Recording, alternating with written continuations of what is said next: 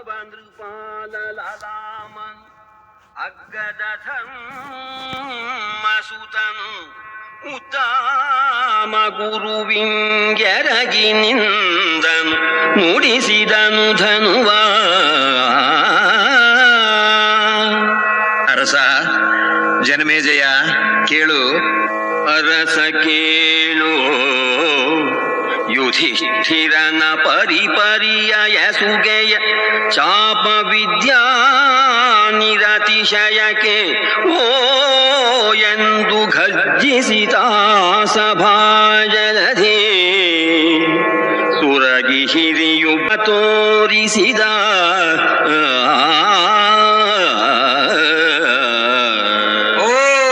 ಘರ್ಜಿಸಿತು ಅಂತ ಹೇಳ್ತಾ ಇದ್ದಾನೆ ಕವಿ. ಕಾರಣ ಯುಧಿಷ್ಠಿರ ಶಾಂತ ಸ್ವಭಾವದವನು, ಅವನು ಇಷ್ಟೆಲ್ಲ ಕಲ್ತಿರ್ತಾನೆ ಅಂತ ಇವರಿಗೆ ಅದನ್ನು ನೋಡಿದಾಗ ಆಶ್ಚರ್ಯವಾಯ್ತಂತೆ. ಯುಧಿಷ್ಠಿರ ಅಭ್ಯಾಸ ಮಾಡಿದ್ದ ಕಿಗ್ಗತ್ತಿ, ದೊಡ್ಡ ಕತ್ತಿ, 3 ಧಾರೆಯ ಹರಿತ, ಚಕ್ರ, ಮುಸುಂಡಿ, ಮುದ್ಗರ, ಪರಶು ಮೊದಲಾದ ಎಲ್ಲ ಶಸ್ತ್ರಗಳ ಅಭ್ಯಾಸವನ್ನು ತೋರಿಸ್ದ. ಒಬ್ಬೊಬ್ಬರು ಕ್ರಮವಾಗಿ ಅಲ್ಲಿಗೆ ಬರ್ತಿದ್ರು, ಒಬ್ಬರಾದ ನಂತರ ಒಬ್ಬರು, ಒಬ್ಬರಾದ ನಂತರ ಒಬ್ಬರು. ಕೃಪಾಚಾರ್ಯ ಇವರು ಇಂಥವರು ಇಂಥವರು ಇಂಥವರು ಅಂತ ಪರಿಚಯವನ್ನ ಮಾಡಿಕೊಡ್ತಿದ್ರು. ಹಸ್ತಿನಾಪುರವೇ ಅಲ್ಲದೆ ದೇಶದ ಬೇರೆ ಬೇರೆ ರಾಜ್ಯಗಳಿಂದ ಬಂದಿದ್ದವರು ತಮಗೆ ಇದೊಂದು ಒಳ್ಳೆಯ ಅವಕಾಶ ಅಂತ ಹೇಳಿ ಹಿಗ್ಗಿ ಸಂತೋಷದಿಂದ ಭಾಗವಹಿಸಿದ್ರು. ಅದೋ ಅಲ್ಲಿ ಒಬ್ಬ ಬಂದ, ಹಗಲು ದೀವಟಿಗೆ ಹಿಡಿದು ಹೋಗುವವನು ಅನ್ನುವ ಬಿರುದನ್ನ ಗಳಿಸಿದ್ದಾನಂತೆ ಭೂಪ. ಯಾರವನು? ಹಗನ್ಗೈದೀವಿಗೆಯ ಬಿರುದಿನ ವಿಗಡನಿವನಾರೆನನು ಭೂಪಾಳಿಗಳ ರತ್ನ ಪ್ರಭೆಯ ಲಹರಿಯ ಲಾವಣಿಗೆ ಮಿಗಿನು ಝಗ ಝಗಿ ಪತನು ರುಚಿಯ ಮಿಂಚನು ಮಿಗುವ ಖಡ್ಗಚ್ಛವಿಯ ತಲೆಯೊತ್ತುಗಳ ಚಾವಡಿಯೊಳಗೆ ಕೌರವರಾಯನೈತಂದ. ಅಲ್ಲವೇ ಎಷ್ಟಾದರೂ ರಾಜಕುಮಾರ ದುರ್ಯೋಧನ ತಾನು ಕಲಿತದ್ದನ್ನು ಎಲ್ಲವನ್ನೂ ತೋರಿಸಿದಾಗ ಜನ ಮಾಡಿದ ಹರ್ಷೋದ್ಗಾರವನ್ನು ಕೇಳಿ ಧೃತರಾಷ್ಟ್ರ ಗಾಂಧಾರಿಯರು ಸಂತೋಷದಿಂದ ಉಬ್ಬಿ ಹೋದರು ಅನ್ನುತ್ತಿದ್ದಾನೆ ಕವಿ. ಮೀರಿ ಹೆಚ್ಚಿದ ಹರುಷದಿಂದ ಉಬ್ಬೇರಿದನು ಧೃತರಾಷ್ಟ್ರ. ಮೀರಿ ಹೆಚ್ಚಿದ ಹರುಷದಿಂದ ಉಬ್ಬೇರಿದನು ಧೃತರಾಷ್ಟ್ರನು. ಉಬ್ಬಿದಳಾರು ಮಡಿಯಲಿ ಜನನಿ ದುರ್ಯೋಧನನ ಪರಿಣತಿಗೆ.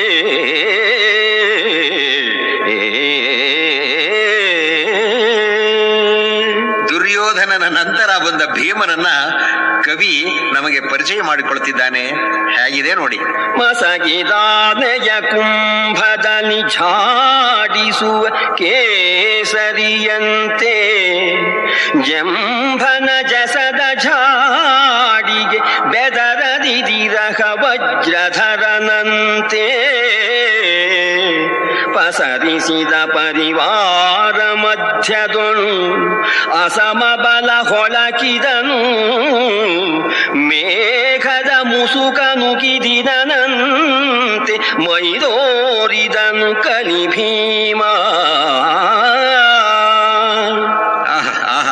ಮೇಘದ ಮುಸುಕನ್ನ ಉಗಿದ ಇನನಂತೆ ಸಾಕ್ಷಾತ್ ಸೂರ್ಯನಂತೆ ಬರ್ತಾ ಇದ್ದಾನಂತೆ ಅವನು. ಎಲ್ಲರಿಗೂ ಕೈ ಮುಗಿದು ನಮಸ್ಕಾರ ಮಾಡಿ ತಾನು ಕಲಿತದ್ದನ್ನೆಲ್ಲ ತೋರಿಸಿದ ಭೀಮ.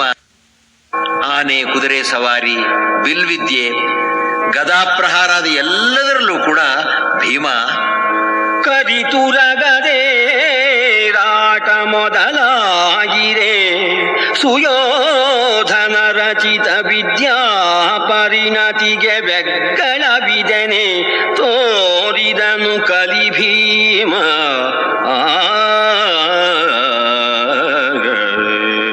ಭೀಮ ತಾನು ತೋರಿಸಿದ್ದು ಎಲ್ಲ ಮುಗಿದ ಮೇಲೆ ಒಂದು ಸ್ವಾರಸ್ಯ ನಡೆಯಿತು. ತಾನು ಕಲಿತದ್ದನ್ನೆಲ್ಲ ತೋರಿಸಿದನಷ್ಟೇ, ತನ್ನ ಸ್ಥಾನಕ್ಕೆ ಹೋಗಿ ಕೂರ್ಬೇಕಾಗಿತ್ತು, ಕೂರ್ಲಿಲ್ಲ. ಆಚಾರ್ಯ ದ್ರೋಣರೇ ತಮಗೆ ನಮಸ್ಕಾರ ಅಂತ ಹೇಳಿ, ಕುರುಭೂಪಾಲ ದುರ್ಯೋಧನ ಬಾ ಕೋಲ ಗುರು ಚಿತ್ತೈಸು ಕುರು ಭೂಪಾಲ ಸಮ್ಮುಖನಾಗು ಹಿಡಿಮಾರ್ಕೋಲನೆನ್ನೊಡನೆನುತ ತಿವಿದನು ಭೀಮ ಕುರುಪದಿಯ ಮೇಳವಿಸಿದೆರಡಂಕ ಬಂದಿಗೆ ಕೋಲ ಹೊಯ್ದಾಟದಲ್ಲಿ ಬಳಿಕ ಕೀಲುಗದೆಗಳ ಹಿಡಿದು ತರುಬಿದರು ಅಧಿಕ ರೋಷದಲ್ಲಿ. ತಿವಿದನು ಭೀಮ ಗುರುಪತಿಯ ಅಂತ ಹೇಳ್ತಾ ಇದ್ದಾನೆ. ತಿವಿದು ಬಾರೋ ಕೌರವ, ತೋರ್ಸೋ ನಿನ್ನ ಸಾಮರ್ಥ್ಯವನ್ನ ಅಂತ ಕರೀತಾ ಇದ್ದಾನೆ. ಶುರುವಾಯಿತು ಇಬ್ಬರಿಗೂ ಪೈಪೋಟಿ. ಇಬ್ಬರು ಗದಾಯುದ್ಧದಲ್ಲಿ ನಿಸ್ಸೀಮರು. ಹೊಡೆದಾಟ ಪ್ರಾರಂಭವಾಯಿತು. ಅವರಿಬ್ಬರಲ್ಲಿದ್ದಂಥ ಪರಸ್ಪರ ವೈಮನಸ್ಯ ಬೆಳಕಿಗೆ ಬಂತು. ಜನಮೇಜಯ, ನಾನೇನಪ್ಪ ಹೇಳಿ? ಎಲೆಲೆ ಎಲೆಲೆ, ಹಿಡಿಯಿರಿ ಭೀಮನನ್ನ, ಪಕ್ಕಕ್ಕೆ ಕರೆದುಕೊಳ್ಳಿ ದುರ್ಯೋಧನನ್ನ, ಎಳೆಯಿರಿ ಈ ಕಡೆ, ಅಯ್ಯೋ ಏನಾಗ್ತಾ ಇದೆ? ಎಲೆಲೆ ಹಿಡಿ ಹಿಡಿ ಭೀಮನನು, ತೆಗೆ ಕೆಳಕ್ಕೆ ದುರ್ಯೋಧನನನು. ಇದು ಮಂಗಳದ ಬೆಳಗಿಂಗಳಿನ ಮಳೆ ಸುರಿದುದೆ ಮಹಾದೇವ. ಇಲ್ಲಿವರೆಗೂ ಒಂದು ತರಹ ನಡೀತಾ ಇತ್ತು, ಎಲ್ಲವೂ ಸುಮುಖವಾಗಿತ್ತು. ಆದರೆ ಈಗ ಭೀಮ ದುರ್ಯೋಧನ ಅವರಿಬ್ಬರ ನಡುವೆ ಇದ್ದಂಥ ಆ ಜಿದ್ದು ಅದು ಮೇಲಕ್ಕೆ ಬಂದಾಗ ಎಲ್ಲರಿಗೂ ಗಾಬರಿ ಆಯಿತು. ಅಯ್ಯಯ್ಯೋ, ಮಂಗಳದ ಬೆಳೆಯ ಮೇಲೆ ಅಂಗಾರದ ಮಳೆ ಸುರಿದಂತಾಯ್ತಲ್ಲ ಅಂತ ಉದ್ಗಾರವನ್ನ ತೆಗಿತಾ ಇದ್ದಾರಂತೆ. ಜನ ಹೀಗೆ ಗಾಬರಿಗೊಂಡ್ರೆ ಭೀಷ್ಮಾದಿಗಳು ಕಳವಳ ಪಡೋಣ. ಕಾರ್ಯಕ್ರಮವನ್ನು ನಿರ್ವಹಿಸ್ತಾ ಇದ್ದಂತಹ ಕೃಪಾ ಅಶ್ವತ್ಥಾಮರು ಅವರು ನೋಡಿ ಕಳವಳಿಸೆ ಭೀಷ್ಮಾದಿಗಳು, ಕಳವಳಿಸೆ ಭೀಷ್ಮಾದಿಗಳು. ನೃಪತಿಲಕರಿಬ್ಬರ ನಡುವೆ ಹಾಯ್ದರು ಕುಲಗಿರಿಗಳಂತದಲ್ಲಿ, ಕೃಪಗುರು ಸುತರು ವಹಿಲದಲ್ಲಿ. ಹೌದು, ತಡೀತಾರೆ. ಭೀಮ ದುರ್ಯೋಧನರು ಇಬ್ಬರನ್ನೂ ಕೂಡ ಅವರು ಹೋಗಿ ತೆಗೆದರೀತನ ನಿತ್ತಲು, ಆತನನುಗಿದರತ್ತಲು. ಜನದಗಳದಿಂದೊಗೆದ ಗಾಢದ ಗಜಬಜವ ಧಟ್ಟಿಸಿದರಲ್ಲಿ.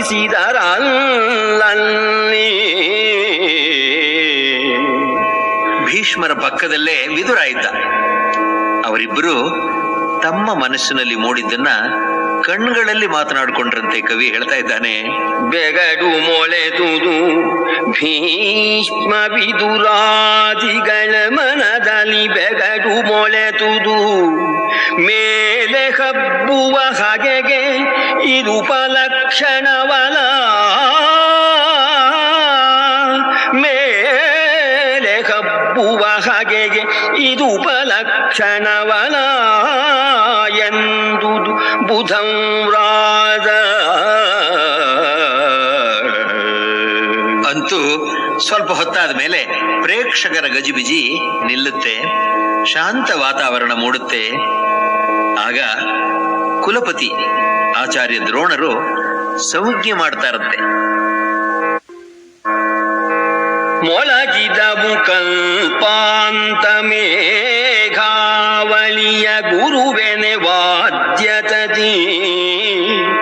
ಕಳಕಳದೊಳು ಅರ್ಜುನ ದೇವನೆದ್ದನು ಮುನಿಯ ಸನ್ನೆಯಲಿ.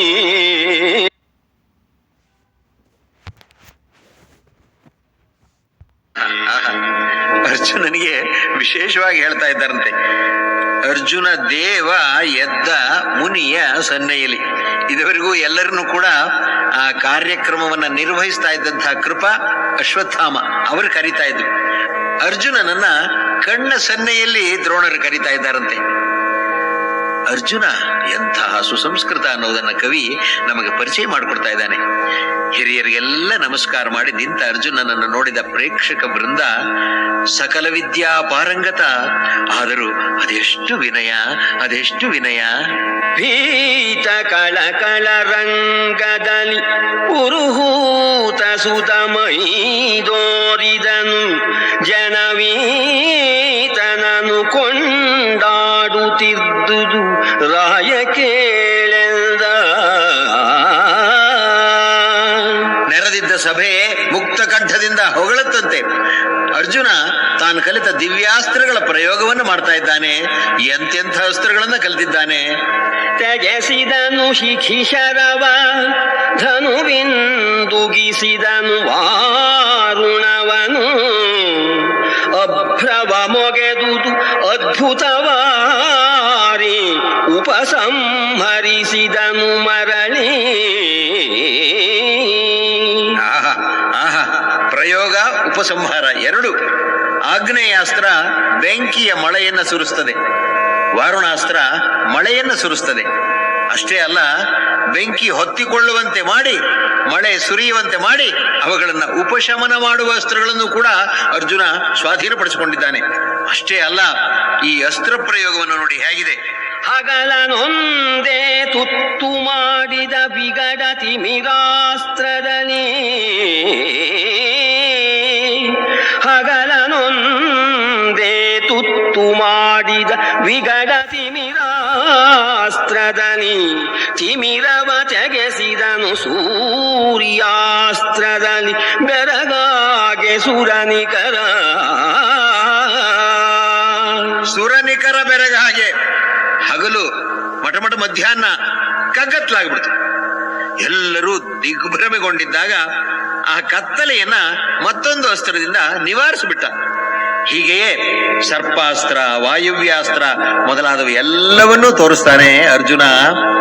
ಗಿರಿಶರದಲದ್ರಿಗಳ ಮೇಘದ ಶರದಿನಭ್ರವನು ಉರಗಬಾಣದಿ ನುರುಭುಜಂಗವನು ಅನಿಲ ಶರದಲ್ಲಿ ತೀವ್ರ ಮಾರುದನ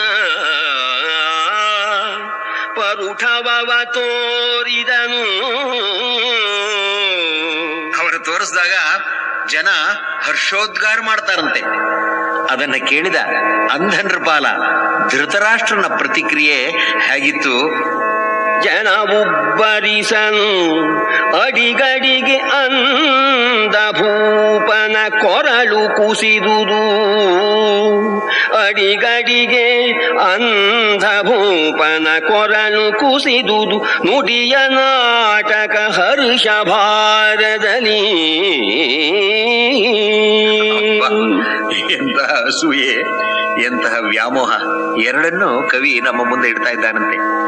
ಎಲ್ಲರೂ ಸಂತೋಷದಿಂದ ಉದ್ಗರಿಸ್ತಾ ಇದ್ದಾಗ ಧೃತರಾಷ್ಟ್ರ ಮಾತ್ರ ಮಾತಿನಲ್ಲಿ ಮಾತ್ರ ಎಲ್ಲರಿಗೂ ಕಾಣುವಂತೆ ಅಂತ ಇದ್ದಂತೆ. ಮನಸ್ಸಿನಲ್ಲಾದಂತಹ ಅಸೂಯೆಯನ್ನ ಅವನ ಕೊರಳು ತೋರಿಸ್ತಂತೆ. ಕೊರಳು ಕುಸಿದುದು ಅಂದಿದ್ದಾರೆ ವೈಶಂಪಾಯನರು. ಅರ್ಜುನನ ಸಾಮರ್ಥ್ಯ ಪ್ರದರ್ಶನವನ್ನು ಕಂಡು ಕುರುಕುಲದ ಪ್ರಮುಖರಲ್ಲಿ ಆದ ಪ್ರತಿಕ್ರಿಯೆ ಹೇಗಿದೆ ನೋಡಿ. ಇವರ ಮುಖವರಳಿದವು ಗಂಗಾಭವ ಕೃಪದ್ರೋಣಾದಿಗಳ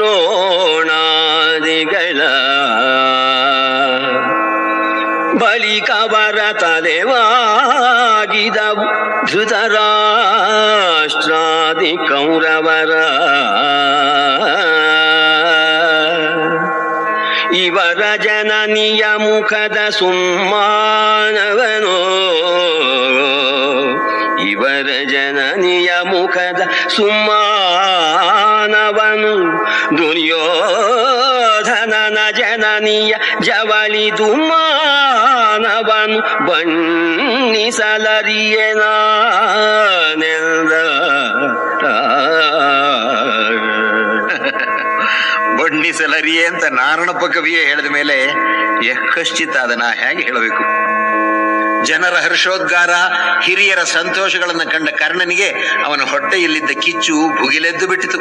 ಮುಚ್ಚಿ ಬಾಯಿ, ಫಲುಗುಣನ ಹೊಗಳುವ ನಾಯಿಗಳು ಅನ್ನುತ್ತಾನೆ ಕರ್ಣ. ಪಾರ್ಥ ತೋರಿಸಿದ ಅಸ್ತ್ರ ಪ್ರಯೋಗ ಎಲ್ಲವನ್ನೂ ತಾನು ತೋರಿಸಿ ನನ್ನೊಂದಿಗೆ ಸ್ಪರ್ಧೆಗೆ ನಿಲ್ಲುವುದಾದರೆ ಬಾ ಅಂತ ಪಾರ್ಥನನ್ನ ಕರೀತಾ ಇದ್ದಾನೆ. ಸೆಣಸುವಡೆ ಬಾ ಎಂದು ಪಾರ್ಥನ ಕೆಣಕಿದನು. ಘನರೋಷ ಶಿಖಿಯಲಿ ಕುಣಿದ ಬಿಬ್ಬರ ಮೀಸೆ, ಕಂಗಳೊಳಗುವ ಕೆಂಪಿನಲಿ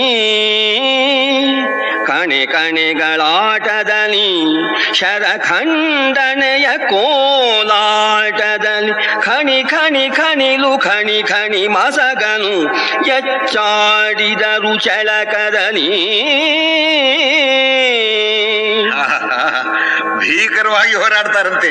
ಭೀಮ ದುರ್ಯೋಧನರು ಹೋರಾಡಿದಾಗ ಆದ ಭಯವೇ ಗಾಬರಿಯೇ ಈಗಲೂ ಆಯಿತು. ರಾಯಸಭೆ ಕಳವಳಿಸ್ತಂತೆ.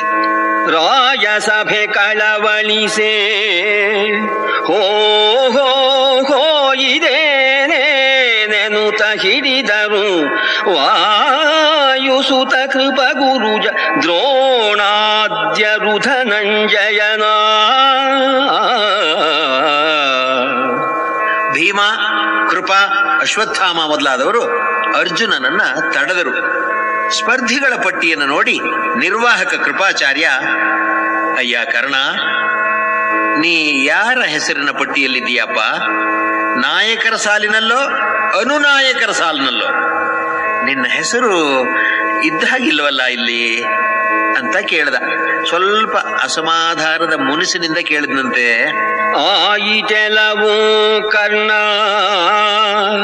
ನೀನನು ನಾಯಕನು, ನೃಪಕಾರದಲ್ಲಿ ಮೇನ್ನಾಯಕನೋ ನೀನಾವನೆಂದನು ಕೃಪನು ಖಾದಿಯಲಿ. ಆ ಸಮಯದಲ್ಲಿ ಅರ್ಜುನನಿಗೆ ತುಸ ನಾಚಿಕೆ ಆಯಿತು, ಕೋಪವೂ ಬಂತು. ನೆರೆದಿದ್ದವರಲ್ಲಿ ಕೆಲವರು ಕರ್ಣನನ್ನ ಮೆಚ್ಚಿಕೊಂಡಂತೆ ಕಂಡ್ರು. ಕೃಪಾಚಾರ್ಯ ಅರ್ಜುನನನ್ನ ಕುಂತಿಯ ಮಗ ಅಂತ ಪರಿಚಯ ಮಾಡಿ, ನೀ ಯಾರ ಮಗ ಅಂತ ಕರ್ಣನನ್ನ ಕೇಳ್ದ. ತಿಳಿದ ಮೇಲೆ, ನೀನು ಅರ್ಜುನನೊಡನೆ ಯುದ್ಧ ಮಾಡಬಹುದೋ ಇಲ್ಲವೋ ಅದನ್ನ ನಾನು ಆಮೇಲೆ ಹೇಳ್ತೇನೆ ಅಂತಂದ. ತಕ್ಷಣ ದುರ್ಯೋಧನ ಎದ್ದು ನಿಂತ. ಕೃಪಾಚಾರ್ಯರೇ, ರಾಜಕುಮಾರನಲ್ಲದವನೊಂದಿಗೆ ಅರ್ಜುನ ಯುದ್ಧ ಮಾಡುವುದಿಲ್ಲ ಅನ್ನುವುದಾದರೆ ಇದೋ ಈಗಲೇ ಕರ್ಣನನ್ನ ರಾಜನನ್ನಾಗಿಸುತ್ತೇನೆ ಅಂತ ಹೇಳಿ ಕರ್ಣನನ್ನ ಅಂಗರಾಜ್ಯದ ರಾಜ ಅಂತ ಘೋಷಿಸ್ಬಿಟ್ಟ. ಕರ್ಣನಿಗೆ ಸಂತೋಷದ ಕಣ್ಣೀರು ಸುರಿಯುತ್ತೆ. ಕರ್ಣ ದುರ್ಯೋಧನರು ಆ ಕ್ಷಣದಿಂದ ಪ್ರಾಣ ಸ್ನೇಹಿತರಾಗ್ತಾರೆ. ಅರ್ಜುನನ ದರ್ಪವನ್ನ ಅಡಗಿಸಿ ತನ್ನ ಇಚ್ಛೆಯನ್ನ ನೆರವೇರಿಸೋದಕ್ಕೋಸ್ಕರ ಒಬ್ಬ ತನಗೆ ಸಿಕ್ಕ ಅಂತ ದುರ್ಯೋಧನ ಹರ್ಷದಿಂದ ಉಬ್ಬಿದನಂತೆ. ಕರ್ಣನನ್ನು ನೋಡಿ ಕುಂತಿಗೆ, ಇವನೇ ನನ್ನ ಮಗ ಆಗಿದ್ದಾನೋ ಅಂದು ನೀರಲ್ಲಿ ತೇಲಿಬಿಟ್ಟ ಅಂತ ಯೋಚಿಸ್ತಿದ್ದ ಹಾಗೆಯೇ ತನ್ನ ತಾನೇ ಮರುಗಿ, ತನ್ನ ತಾನೇ ಮರುಗಿ ಮೂರ್ಛಾಪನ್ನೆಯಾದಳು ಕುಂತಿ. ತನ್ನ ತಾನೇ ಮರುಗಿ ಮೂರ್ಛಾಪನ್ನೆಯಾದಳು ಕುಂತಿ. ಇತ್ತನು ಖಿನ್ನನಾದನು ಕೃಪನ ನುಡಿಯಲಿ ದುಗುಡಮಿಗೆ ಕರ್ಣ. ಕರ್ಣ ಅರ್ಜುನರ ನಡುವೆ ಪೈಪೋಟಿ ಪ್ರಾರಂಭವಾಗಬೇಕು ಅನ್ನೋಷ್ಟರಲ್ಲಿ ಸಂಜೆ ಆಯಿತು. ಕತ್ತಲು ಕವಿಯಲು ಆರಂಭಿಸಿತು. ಎಲ್ಲರೂ ಮನೆಗಳಿಗೆ ಹಿಂತಿರುಗುವುದಕ್ಕೆ ತೊಡಗಿದರು. ಜನ ತಮ್ಮ ತಮ್ಮಲ್ಲೇ ಮಾತನಾಡ್ಕೊಳ್ತಿದ್ದಾರೆ. ಕೆಲರು ಭೀಮನನು ಅರ್ಜುನನ ಕೆಲರು, ಕರ್ಣನ ಕೌರವೇಂದ್ರನ ಕೆಲರು ಹೊಗಳುತ ಬಂದು ಹೊಕ್ಕರು ಹಸ್ತಿನಾಪುರವ. ಮಾರನೇ ದಿನ ಆಚಾರ್ಯ ದ್ರೋಣರು ತಮ್ಮ ಶಿಷ್ಯರನ್ನೆಲ್ಲ ಕರೀತಾರೆ. ಬಳಿಕ ನಾಮರು ದಿವಸದಲ್ಲಿ ಮಕ್ಕಳುಗಳೆಲ್ಲರ ಕರೆಸಿ ಗರುಡಿಯ ನಿಲಯದಲ್ಲಿ ಕುಳ್ಳಿದ್ದು ಗುರು ನುಡಿದನು ಕುಮಾರರಿಗೆ.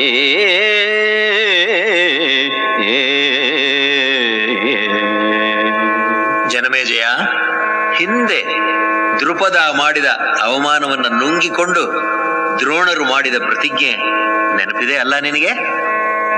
ಕಲಿತ ವಿದ್ಯದ ಕೋಲ ಮಕ್ಕಳ ಕಳುಹಿ ಕಟ್ಟಿಸಿ